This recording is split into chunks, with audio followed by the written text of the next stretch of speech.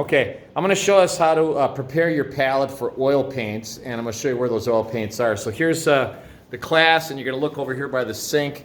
Down in this drawer right down here are your oil paints, and I've got most of them in this this little tray right here, and they might look kind of messy, and they are, but they're definitely usable, and there's a lot of good paint here. So don't be opening new tubes.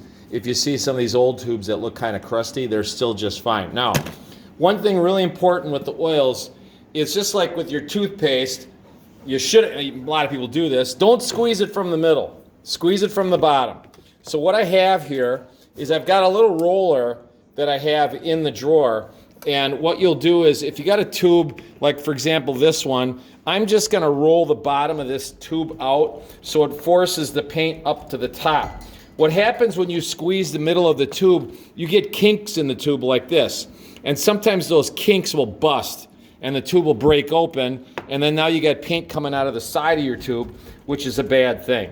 So what you're gonna do here is any paints that you're gonna be using, you're gonna roll starting at the end and kind of flatten out that end a little bit so you can work the paint up to the opening to the tip. So I'm just preparing some of these. So just tell you what I got here in my paints. So of course, number one color you're gonna need is white. I've got something called titanium white, and this one's got a little bit left in it, so I'll use that first, and then I'll go to this too.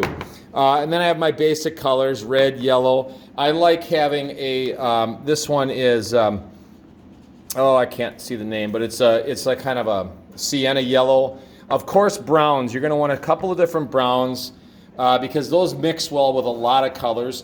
Black I do use, but I use it sparingly because black can overpower things and kind of wreck colors. Of course, we've got blues, greens, and a little violet. There's other choices for you, but I've got my colors laid out, and I'm going to put those on a palette. Now, your palette, I just made some palettes that are a little bigger than our old ones, and I made those because, you know, it's nice to have a big palette, and otherwise you're constantly cleaning off your palette. So these are 16 by 12 inches, okay? Couple other things you're going to need for oils.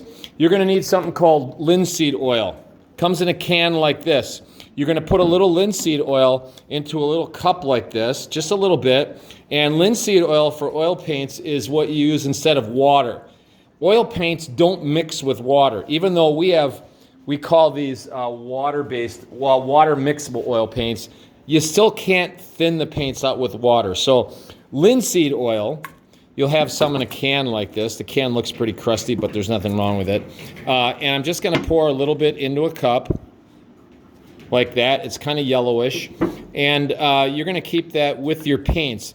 And so what you'll do is sometimes you just kind of crimp my cup a little bit so I can add just a little linseed oil to my paints if I wanna thin them out a little bit. Another thing you're definitely going to need, you're going to need a little turpenoid. Turpenoid is a substitute, it's a less odorless substitute for turpentine, which helps to clean your brushes. You can put a little bit in a cup, but you'll just leave it in a container for now. You're definitely going to need a rag, and I've got a bunch of rags. Old towels are the best because they're absorbent and they're pretty thick. So you're going to need a rag, and you're going to have newspaper down. So when I start putting my colors down, what I'll do is I will use what's called a palette knife. I've got some in the drawers, and they're just little plastic knives that look sort of like this. You can see in this drawer over here, I've got some right down in this area. They're different colors, different shapes. We're only going to use them for mixing some of our paints, and I'm going to show you how to do that. So in a second here, I'm going to put the paints down. I'll just put one little bit down now to see how I would do that. So what I'm going to do is just take my white, open up the end here, and usually the paint's right at the end. I'll squeeze a little bit out. It looks a lot like squeezing toothpaste out, but the thing is it's so thick that you kind of have to chop it off with this. So I'll put a little bit of paint down like that. So there's my white paint. You can see there's a little glob of white paint right there. Not much, okay? So we're gonna use small amounts of paint. And then next to that white, I'll put my next color, which is usually a close cousin or a relative of white. In other words, something that's not really dark.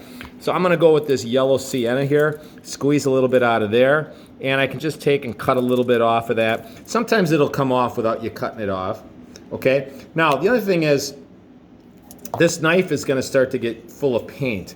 So what you need to do is you need to clean that knife off, okay? So what I'll do here is with my rag, every once in a while, I'll just take my rag here and I'll just kind of get that excess paint off of the rag, just like this. I mean, off of the knife, so my knife is clean again, and I can get some more paint. Okay, so I'm gonna lay all my paints on my palette right now, and you'll be able to watch that, and then we'll go on to our next step.